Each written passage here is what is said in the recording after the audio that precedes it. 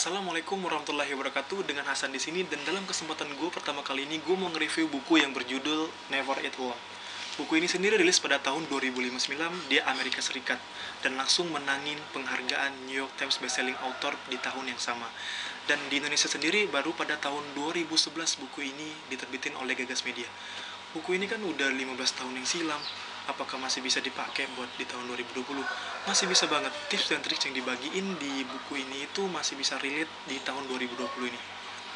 Langsung aja masuk ke covernya. Sebenarnya cover ini udah bagian editing dari Gagas Media. Cover aslinya itu seperti ini. Nah, menurut gua Gagas Media itu pinter banget. Mereka langsung ngejual prestasi yang dimiliki oleh buku ini. Mungkin bisa dilihat. Buku ini representasikan New York Times bestselling ya, langsung diletakin di cover, dan menurut gue itu daya jual yang luar biasa.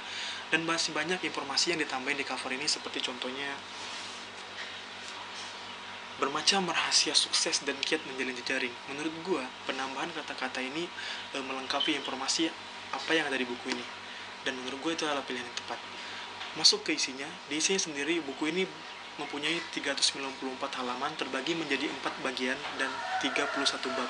Di bagian pertama, teman-teman bakal dibentuk pola pikirnya dengan dibagiin trik dan tips bagaimana sih caranya masuk ke pergaulan, bagaimana sih membentuk networking dan semacamnya. Jadi pola-pola dasar yang diajarin untuk mulai bersosialisasi dan mencari organisasi. Di bagian kedua, teman-teman bakal diajarin bagaimana caranya bersikap di pergaulan atau networking teman-teman. Nah, dari dua bagian ini aja kita udah tahu bahwa sebenarnya pergaulan itu bisa dipelajarin, tergantung kemauan masing-masing aja. Di bagian ketiga, teman-teman bakal diajarin bagaimana caranya mengubah koneksi menjadi seorang sahabat. Jadi, networking yang cuma teman biasa itu diubah menjadi sahabat yang bisa siap membantu kita kapan aja.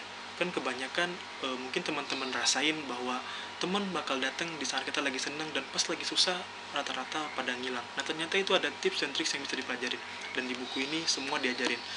Di bagian terakhir itu diajarin bagaimana caranya kita membranding diri, menemukan jati diri, dan dikasih tahu apa-apa aja yang bakal dihadapin di kedepannya, di masa depan kita nanti. Sebenarnya masih banyak lagi sih yang dibahas di buku ini, kayak caranya memimpin organisasi, cara berpolitik, dan cara bernegosiasi masih diajarin di buku ini. Sebenarnya buku ini bentuknya universal banget, bisa dipelajarin oleh siapa aja. Terlebih lagi buat teman-teman yang ngerasa dirinya introvert, tolong dicatat bahwa sebenarnya introvert itu sebenarnya cuma rasa, bukan sifat, jadi bisa diubah. Gue rekomendasiin banget teman-teman buat beli buku ini. Karena apa? Menurut gue buku ini bukan aja ngajarin tentang bagaimana caranya bernetworking dan semacamnya, tapi juga mengajarin kita gimana sih kita berbuat baik, gimana sih kita jadi manusia yang seutuhnya sebenarnya. Lebih ke penyemangat juga sih buku ini. Kalau gue bisa nilai buku ini 1-5, mungkin gue bakal nilai buku ini 4,85. Karena buku ini menurut gue hampir lengkap banget, isinya universal dan bisa dipelajarin, bermanfaat semuanya. Jadi mungkin teman-teman saya saranin langsung beli aja buku ini. Harganya juga murah, cuma 65 ribuan. Mungkin itu aja review dari gue tentang buku Never Eat Alone ini. Gue Hasan, sampai ketemu di video gue selanjutnya.